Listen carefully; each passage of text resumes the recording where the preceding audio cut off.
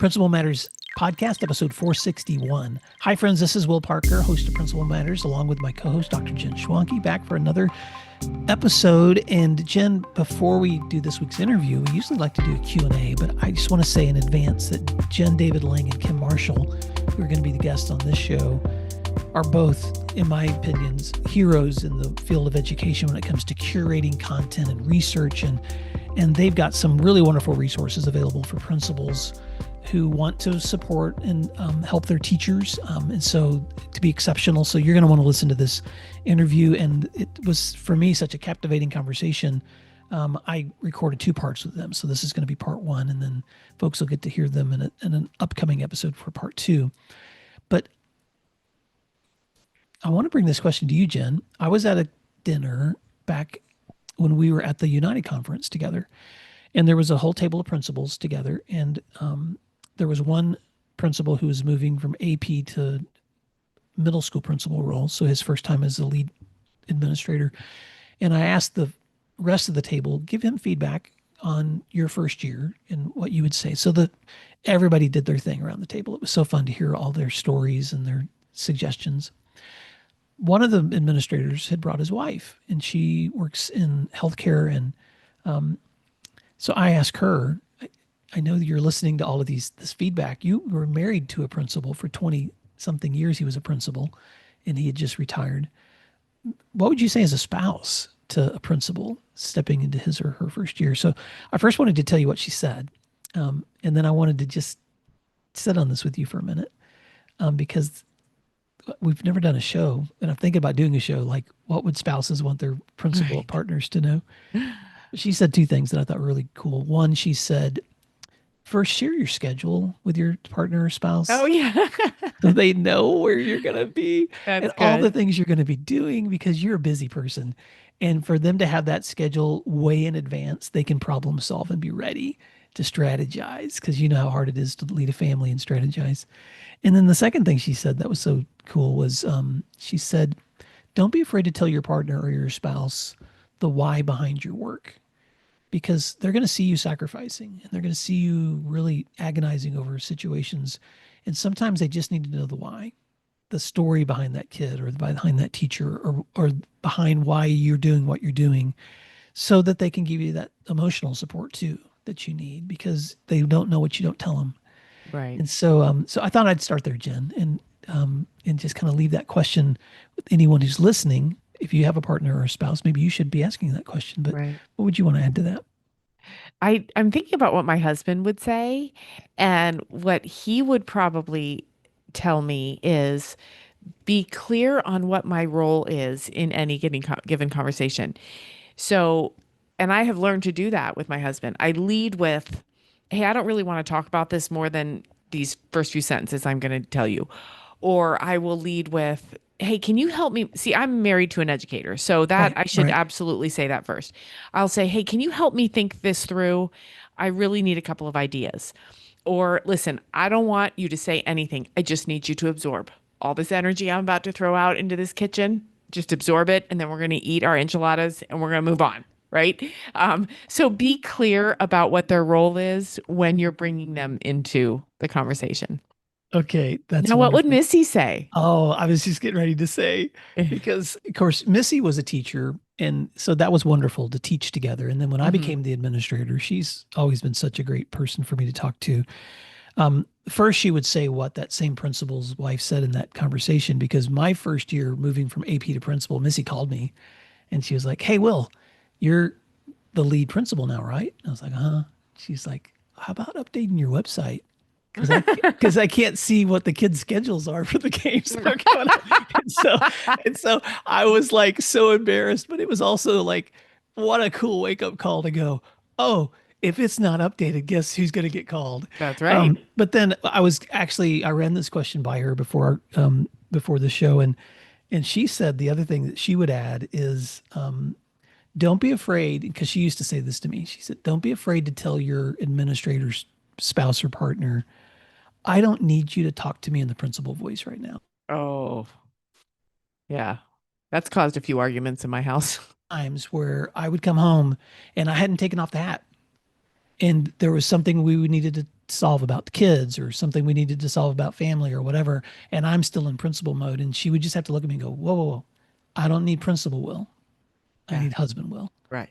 And so she said, I would say that to an Yeah. administrator Yeah. who's maybe stepping into a new role Yeah. to learn to take that off.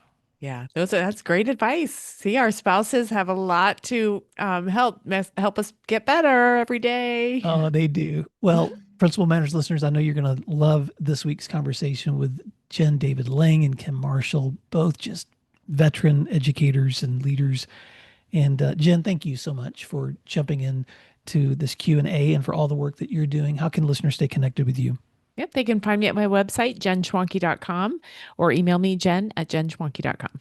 And you can always find the resources for this podcast and any of the other books or keynotes or trainings that I'm doing at my website at williamdparker.com.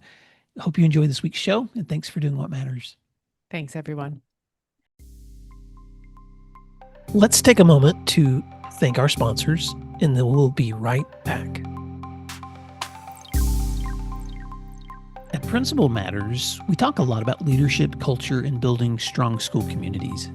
This fall, I want to invite you to a powerful event where we will take those conversations even deeper. On September 24th through 25th, Aptigy's School CEO Conference in Little Rock, Arkansas, is bringing together K-12 leaders from across the country to explore one big question. How do we break through the noise and connect with families in today's competitive education landscape? This year's theme, What Parents Want, dives into research-driven strategies for parent engagement, enrollment growth, and building trust.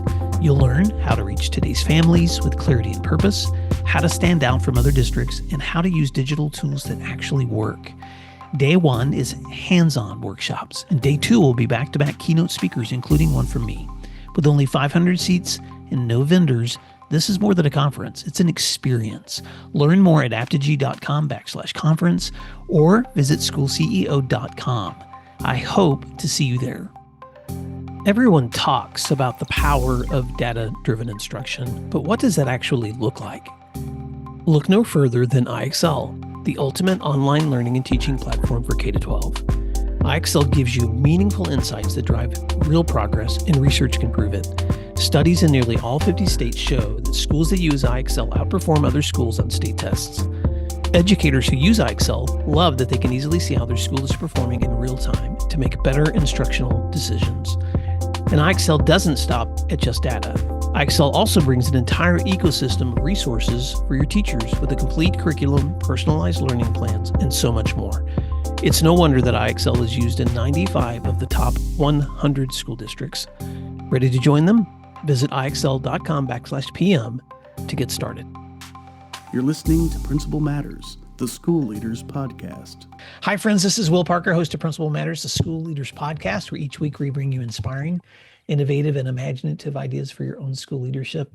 And this week, we're going to be talking about supporting new teachers with my special guest. I mean, this is an all-star cast right here. Jenn David Lang and Kim Marshall. If you don't know them, then step up, because it's time to get to know both of them. Kim Marshall is a veteran educator, well-known writer for his work on teacher development, leadership, school improvement. After 32 years in the Boston Public Schools area as a teacher, principal, central office leader, he began his writing and consulting work, and he's best known for the Marshall Memo, a weekly summary of important research and ideas for educators.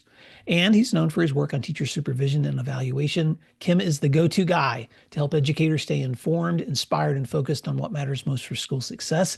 And Jenn David Lang, this is like the dynamic duo. She's the experienced writer, educator, professional learning facilitator, known for her research on accessible and actionable education.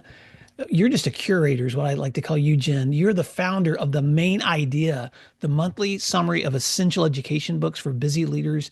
With her background in teaching, leadership, and coaching, she combines deep knowledge with practical insights for school improvement, and her mission is to empower educators with the tools and ideas they need for clarity and purpose. They're the authors together of two books, The Best of the Marshall Memo, Book 1 and 2, Ideas and Action Steps to Energize Leadership, Teaching, and Learning, and they've received a grant to upload the chapters of those books to a website to offer these materials for free. So welcome back, guys, to the podcast. I'd have to look it up. It's been a while since I've brought you in. And for listeners, why don't you tell them a little bit about the website and the materials you guys have been working on and anything else you want to add to that intro? Oh, great. Well, thank you so much. What a warm welcome. And it's lovely to be here with you. We saw you last in person at a conference, so that's so nice to see you again. Yeah, Kim and I worked really hard. He has been running the Marshall Memo for over 20 years.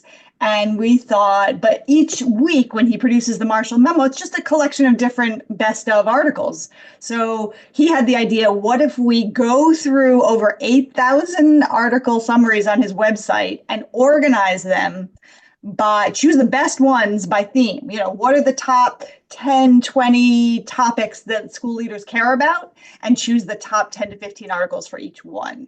Wow. And so we put together 2 books based on this, and then we got a grant to upload all of these chapters to the website, which not only makes it free, but it means that we can continually add new chapters, it's the wrong word, installments to the website for all of you. So our next one, which is going up hopefully in the next few weeks to month, is on supporting new teachers. So we have chosen the top 15 articles out of thousands on supporting new teachers and organize them for you.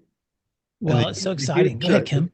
The huge advantage that we have with this is we can look over multiple years, like 18, 19 years of articles, and pick the very, very best one. So this is really different from an issue of Ed Leadership or Ed Week or something that has good articles, very solid articles, but we have much more scope in looking over time and finding and curating and organizing and arranging and introducing articles that really just hit home, with the very, very best writing and thinking for, 2 decades. Well, the joy of what you guys are doing, first of all, I just have to stop for Principal Matters listeners and set some more context. So Jenn mentioned that we got to see each other in Miami at the National SAM Innovation Conference with our great friend, Mark Schillinger. So it was so fun to see both of you there. And you guys were presenting, like I was, to leaders on the work that they're doing in education. Kim, you are such a legacy in education, and your Marshall Memo has been something that leaders have turned to forever. And Jenn, the same thing with the main idea. I mean, you guys together are when I say a power duo, I'm not just being complimentary or I'm being serious, that you guys have really done such a beautiful job of just consistently grabbing the best resources, the best research, the best practical ideas for educators to be looking at. And now with this opportunity to be able to take some of that same information, place it back on your website in categories, it's exciting. And you gave me access to looking at the 15 different articles that you pulled for supporting new teachers. And I thought it would just be really fun to take some time and just share some of the things you guys have learned from your own resources as you're pouring through these. But before we go there, what else would you like to add so listeners know if they're interested in the work that you guys do? What are some other things you're both involved in that folks should have on their radar? Well, first we should give you the website, right? So in case people want the actual website, it's bestofmarshallmemo.org. And we have article collections on topics, everything from time management and school climate and trust to coaching teachers, professional learning, results-focused teams, and content area. We have mathematics, we have differentiation. So there's a lot of topics there. You can look at bestofmarshallmemo.org. And then, Kim and I do lots of other work. Go ahead, you go first, Kim. Well, just a couple of interesting facts about this. So when I first had this idea and Jenn and I thought about it, we thought it would actually be easy. We would just go to the archive, and I've already sort of organized things by topic, and I've even every week I decide which of the one perhaps article of that week's collection that is a classic that's super. So I thought it'd be easy. We'd just go in and pick the classics, and the book would write itself. Turned out it was a lot harder, and one of Jenn's huge contributions was she's really good at organizing things. So here are these, we want to do these 12 articles. What areas do they fall into? But the other thing I want to say is you mentioned the books, the books that were published. This was our big pandemic project. It was a big deal to get these. It was 2 years of work to get these books published, and they didn't do well at all. because this format, a hard copy 400-page book, each one is 400 pages, was just not conducive to a principal saying, okay, I like this topic. So now I have to slap it on a Xerox machine and copy a 20-page article. So that was just not going to fly. And we were kind of stuck. The books were selling a little bit, but they really weren't getting out there. And so that's when this foundation got in touch with us. And we, after a lot of back and forth, we came up with this idea, let's just put the content and with recordings. So there's a professional recording of each one of these topics, which is kind of cool. So super that is accessible. And right along at the beginning, we made the decision, no password, no login. You just click, you're there, and you click, and there are the articles. Wow, what a resource. Jen, you wanted to add something to that? No. And then Kim and I, every once in a while, we provide a free chapter chat, we call it. So we have a couple of dates. We're doing 2 chapter chats on supporting new teachers. It's free. It's just an hour with us. It's not us talking at you. It's an interactive opportunity to, we jigsaw the readings from the chapter and we do some thinking about it and we help you think through how could you bring these ideas to your school. At the end of each chapter, I wrote professional learning suggestions so that you could take these ideas and do a workshop in your school. I love that. So let me share an anecdote as a way to set up a point that I'd like to make. So I was, I don't know, last year was doing my annual physical at my doctor's and explained to him, my family has a history of heart disease. I don't have any trouble right now. But he was saying to me, well, with your history of family's heart disease, he said, you probably have heard conflicting information about taking a daily aspirin. He's like, for years, we've told people just take a daily aspirin. It kind of reduces the chances for blood clotting, et cetera. And then there was research that showed that, well, actually, that may not be as helpful as we think, especially in people over the age of 70. He said, but you're 55 at the time. So I think you should start taking daily aspirin because the research shows that your age, it could actually be more beneficial. But when you're older, we could taper you off.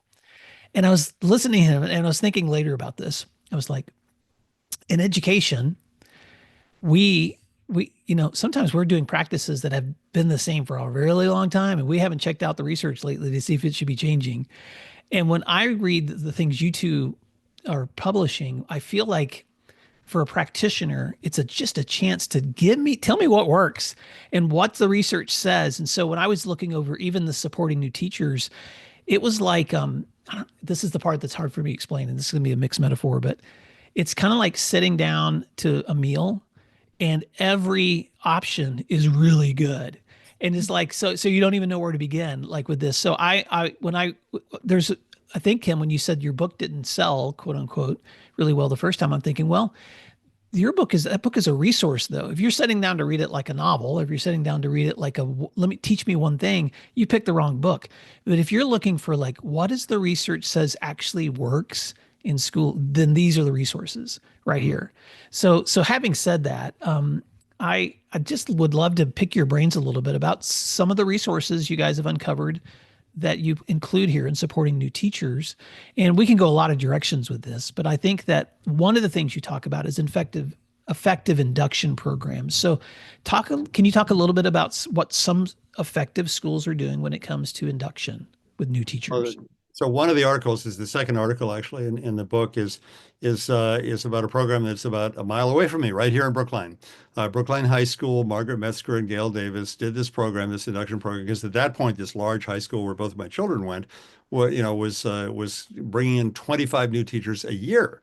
And they developed this program and they figured out how to do this. And they had fantastic luck not luck, success at keeping teachers rather than people flaming out in the middle of the year or getting discouraged or getting an ulcer or all those other things that happened, in the first year of teaching, including mine back in 1969. So that's an example of an article that was not a research article. It was not in a hardcore journal of any kind. It was in Edge magazine, which actually has gone out of business. As Kaplan used to do this. But it just struck me as so concrete and such good ideas. But there are other articles, in this chapter that are researchy type of things. So we have everything in between the very practical, on the ground practitioners inventing stuff, and then researchers after years and Susan Moore Johnson, Harvard professor, and John Papay and at Brown, years and years of research on professional working conditions. So we have everything on that whole continuum. And I want to step back for a moment too, to say, why did we decide to add supporting new teachers? And I think there are some startling statistics from the collection. First of all, is that 20 to 40% of your newest teachers are going to leave within the first 5 years, and 11% on average, of course, of your first year teachers will leave by the end of the year. So, at this moment in time when we're recording this, there's a big problem with retention of teachers. We're all looking for good teachers. And so the best place to start is let's start at the very beginning, Julie Andrews, with what are we doing to prepare new teachers? And another statistic I read, not from our articles, but from a recent book by Harry and Rosemary Wong on new teachers, they found that 50% of teachers receive no induction at all. 50%. So between those three statistics, that's sort of why we thought this is a good time to talk about this. Yeah, did you want to add, Will? Anytime that I address an audience of educators, I always ask, how many of you had a rough first year? And usually 3/4 of the hands go up. And so I think it is touch and go, whether people survive their opening year of teaching. And so this is where the mentoring and the induction programs and the support and all these other things that we'll talk about come in.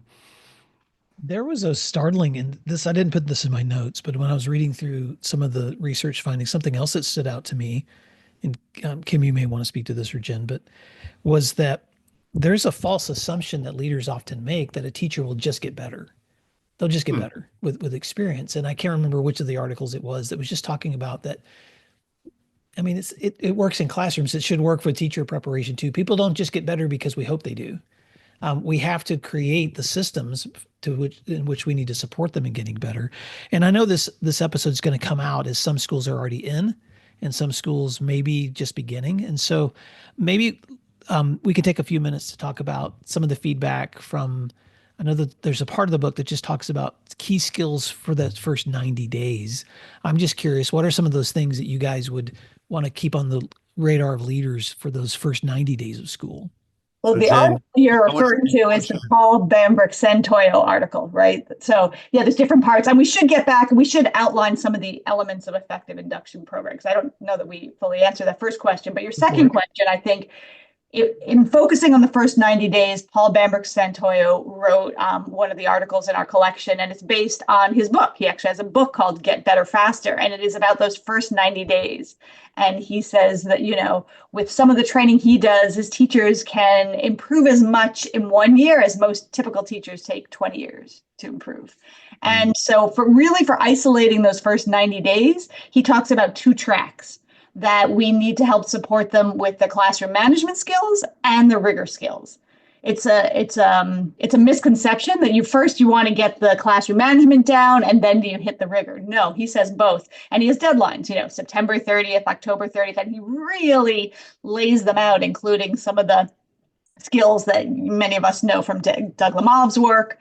So, he talks about classroom management, first working on routines and procedures, and then strong teacher voice, and then redirecting student behavior. But then at the same time, you're working on the rigor skills. How do you write a rigorous lesson plan, right? How do you check for understanding? How do you use data-driven instruction? So I think those are some of the ideas from this particular article, if you're interested in reading more about that. Yeah. Now, the articles don't always completely agree. So, for example, the Margaret Metzger Gail Davis article says the very first thing is, where's the Xerox machine? Like when do I get paid? Very concrete kind of things before the year begins.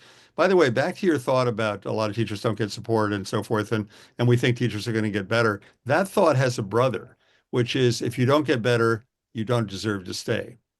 And, I remember very clearly as a first grade teacher, people looking at me and say, well, he's just not going to make it. He's just not cut out for this business. And so let him sink or swim, and probably sink. So I think that is in the background of the neglect of new teachers a lot of the time. Yeah. And we assume that, whatever they did in their teacher training program, that was enough. Right.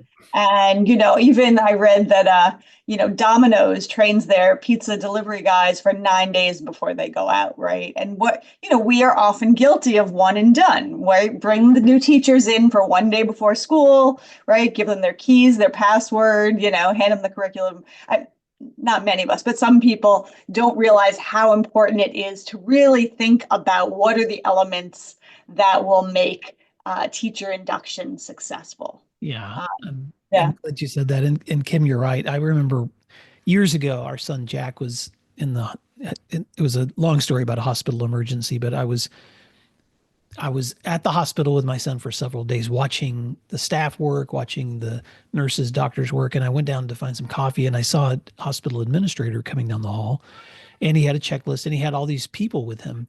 And I'm just laughing, Kim, because the first place he stopped was the room with the Xerox machine. he was like, I just want to show you guys where we make copies when we're doing. And I just laughed out loud. But then I thought in my head, have I ever showed my new teachers where the Xerox machines are? Like, did I? How much time we could save by answering the questions in advance that people have? We do that for kids. Why don't we do that for teachers too? Anything else that you want to add about induction or even that critical first 90 days? Well, Well, it's another thing, so oh, sorry. good. So another thing is that, we deal with classroom management, but not at great length in this chapter. But there is a whole other chapter or section of the Best of Marshall Memoirs on positive discipline, on classroom management. And so if you want to go into more depth, you can go to another part of this website. I was just going to add, it's not just the nuts and bolts of where's the copier, but it's also sometimes when we bring new teachers in, we train them on all the latest, technology and pedagogy, but that we don't start from the beginning. So they really need help with real basics of classroom management, as Kim says, lesson planning, pedagogy. And so, some of the elements of effective induction, they talk about giving them an opportunity to observe veteran teachers. Making sure they have administrator support. Are the leaders, is the principal communicating with them, visiting their classes very early on, giving them early praise? Can we do any type of workload reduction so they don't have perhaps as many students or maybe an additional prep? Is the coaching that we provide for them, is it tailored to what they need, meaning someone who's good with a first year teacher and knows how to get back to those basics of classroom management? And then do we have something like, do we connect them with each other? I think it was also in that Davis Metzger article about having monthly meetings with the new teachers. I would say bi-weekly even. Tap a teacher leader and get them together, sure, to talk about lesson planning and pedagogy, but also just what are the challenges you're dealing with and just having other people who are in the same boat as you are, right? I think many of us are close with the teachers we started with. You remember that cohort and that experience. And just building collaboration. They need to feel welcomed and connected to the school, whether that's collaboration with other new teachers or veteran teachers. But those are some of the elements that the articles have talked about. Just to step back and talk about the structure of this set of articles here, because it's not just a list of articles. The first section is induction and professional working conditions. So that's what the school leadership team needs to put in place, an organized induction process and creating the working conditions where a newbie coming in can survive. And the second one is the issue of burnout. And so there are 4 articles in this section about the specifics of what it looks like, what the symptoms are, and what, again, this is more from the leadership point of view, what people can put in place. And the third section is really directed at teachers, how teachers can build self-efficacy and resilience. And this has several stories, and I think, Will, you expressed interest in a couple of these articles here about people who almost failed their first year, who almost cried in the middle of a class, And so how do you prevent that? And then the last section is just very, very nuts and bolts. So the first 2 are for administrators in the school, the first 2 sections, and then the last 2 sections are really directed directly at teachers, although it might be administrators giving it to them and saying, here, read this. I love that. Well, here's what I want to do right now for Principal Matters listeners. I have one other question that I want to ask, and then I'm going to actually keep you guys in the room because I want to record a follow-up session to this one so that Principal Matters listeners get 2 weeks of Jenn and Kim. And so, because there's so much here that I want to get to that I'm not going to get to in just one session. So before we wrap up, let's talk a little bit about the teacher burnout because there's some pretty startling feedback from teachers on why they leave schools. Can you talk about that for a little bit of what some of the research says about some of the most predominant reasons that teachers don't stay? Well, this is scary, but in Michelle Dowdy's article, the number one reason teachers don't stay, school leadership. It's us. We got to hold up a mirror, right? Are we creating the kinds of conditions for, and not just new teachers, but for all teachers to stay? Like, right? Are we creating a culture where people feel safe and supported? Are we effectively dealing with student behavior so that there's a consistent approach across the school? Do we have a vision? Are we supporting and appreciating our teachers? So the first thing to do is to hold up the mirror, which is not always easy to do. One reason why they might be burning out or leaving. Then, of course, Kim's area, teacher evaluation system, which we may not have a lot of control over what that system is, but how we implement it can impact whether they stay. Excessive workload, again, workloads may be set, but there may be some ways to help with a co-teacher, a paraprofessional, or something like that. There's certainly personal reasons that have nothing to do with us. A partner gets a job in Oklahoma, you can't do anything about that. And then really the strange thing is student behavior. Some teachers leave because their administrators are not dealing with student behavior and it's getting out of control. And some teachers leave because the administrators are too strict and they don't believe the way the administrators are addressing and dealing with students is something that they believe in and they support. So those are some of the reasons. Go ahead, Kim. Well, back to the issue of teacher evaluation. So I just came from a conference in downtown Boston, and I was sitting next to a principal from Rhode Island. And she said they have the same old dreary teacher evaluation system once a year. The teacher puts on a special show and it's formal sort of Danielson scoring on the thing. And she said what she's doing is trying to work around that so that she can get into classrooms more frequently and give teachers more coaching advice. And she thinks she can do that. And I know principals who've been able to, and I was like this when I was a principal in Boston, working around the system and just getting out of the office and getting into classrooms and watching a little bit of stuff and then giving teachers very concrete feedback and dealing with sometimes teachers have an attitude problem. Like I definitely had an attitude problem when I started teaching, that setting up routines was Mickey Mouse. That just wasn't what I did. It wasn't who I was. I was a really good teacher. I was a charismatic teacher who would sort of bring kids together. And somebody really needed to pull me aside and says, Kim, Kim, if you just put in a little work on these routines, you won't be losing your temper all the time. You won't be going home and, crying to your wife about how horrible things are and how horrible these kids are. So get it together, Kim. Sometimes you just have to have a stern kind of come to Jesus meeting with teachers and get them to do the things that are necessary to reduce the stress. And Harry Wong is terrific on this, and also Doug Lamov, and just the concrete advice of how you get a classroom to run smoothly. And I want to share the flip side of that also and leave your listeners with a very concrete piece of advice. Melissa Wu's article in this collection talks about how we as leaders put too little effort into retaining our high performing teachers. And it could be your new teachers. You could see a lot of promise there. And, she has this heartbreaking quote of a high performing teacher who leaves her school. And she basically says, if the principal had just asked me to stay, I probably would have stayed. If he said, what would it take to get you to stay? That's what it would have done. Yeah. And so, regardless of what time of year this podcast comes out, it's useful for leaders to conduct stay interviews where you go to your high performing teachers and you ask them, what will it take for you to stay, and convey the message that you want them to stay. And we're focusing on new teachers here. And so the interesting thing is usually people do stay interviews like in the spring.